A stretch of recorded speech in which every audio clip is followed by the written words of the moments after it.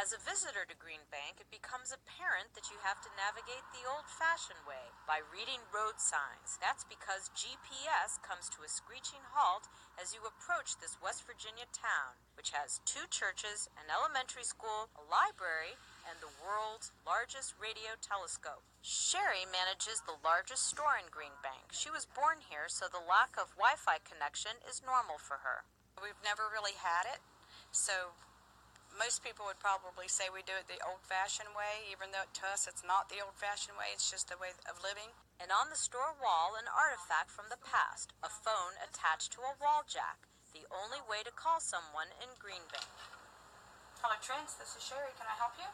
No modern wireless conveniences here. Green Bank is frozen in time, somewhere in the late 1950s. That's because there's a 33,000 square kilometer zone of silence. The closer you get to the telescope, the greater the restrictions. There's a 16-kilometer radius around the observatory where radio-controlled items, even toys, cannot be used. With this equipment, I can actually look for a little minute, weak signal that could be interfering with the telescopes. Jonah Bosserman acts as a technical policeman. If he suspects there's an unauthorized signal, he drives to the house and inspects it for prohibited devices. Telescope employees even work in a special room, much like a sarcophagus. This is an electrical submarine, if you will.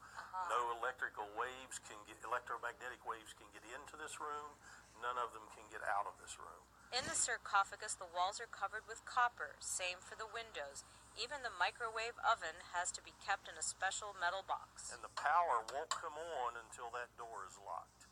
The job of these scientists is to minimize the impact of outside interference on the radio telescope. Holstein says only once a week, when there's regularly scheduled maintenance, can some prohibited devices be allowed near the telescope. The size of a football field, the telescope is so sensitive, it could pick up signals sent from an alien world. All the signals that we detect with the telescope so far are just generated by unintelligent stars, galaxies, things in the universe. We haven't never detected anything from an intelligent civilization. Local people respect the work of the scientists, and they are more than happy to live life Wi-Fi free. You know, instead of sitting here on our phones and our gadgets, we're out fishing and hunting and going to each other's houses. For the latest news, residents read the weekly local newspaper. When she's looking for a phone number, Sherry reaches for the phone book. And instead of Facebook, Sherry enjoys daily conversations with her customers.